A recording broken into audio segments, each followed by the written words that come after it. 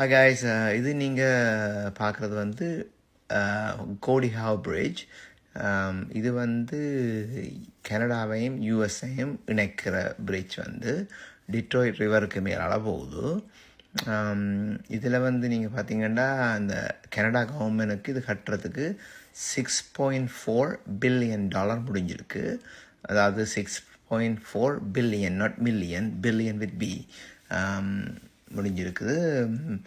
மற்றது இந்த இந்த இந்த ஸ்பேனை பார்த்தீங்கன்னா one side to other side வந்து 2.5 கிலோமீட்டர் லாங். அதாவது மைல்ஸில் பார்த்தீங்கன்னா 1.5 மைல்ஸ் வரும். இது ஸ்பெஷாலிட்டி என்னென்றால் இது இப்போ நியூவஸ் பிரிட்ஜ் இன்றைக்கு தான் திறந்துருக்காங்க பப்ளிக்கு. ஸோ த ஃபஸ்ட் டே வந்து அதிலே ஓடுறோம் இன்றைக்கி. So kind of a cool experience anyway.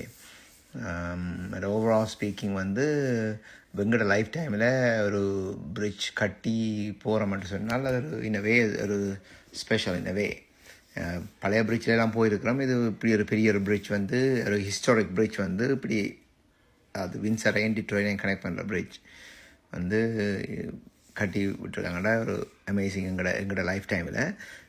மற்றது இப்போ இனி எங்களுக்கு குட் என்னென்னா நாங்கள் ஆல்வேஸ் கனடாந்து யூஎஸ்க்கு வேலைக்கு போகிற ஆக்களுக்கு பெனிஃபிட்டாக இருக்கும். ஏனென்றால் ட்ராஃபிக்கை பயங்கரமாக குறைச்சிருக்கும். ஏன்னா 2 பிரிட்ஜ் இருக்குது. அம்பாசடர் பிரிட்ஜ் பழைய பிரிட்ஜ் இருக்குது, அதோட இவங்களோட பிரிட்ஜும் இருக்குது. மற்றது ஒரு அவைண்ட காம்படிஷனில் எங்களுக்கு டோல் வந்து குறைவாக இருக்கும். ஒவ்வொரு நாளும் நாங்கள் $12 கட்டுற நினைக்கிறோம். இப்போ 580 575. ஸோ இன்றைக்கு சீப்பாக இருக்கும், கிட்டத்தட்ட ஹாஃப் ப்ரைஸ் எனிவே. ஸோ இப்போ நீங்கள் அப்ரோச் பண்ணுறது வந்து அவங்களோட செக்கிங் பாயிண்ட் கனடா சைடில் வரைக்கும் காட்டுது.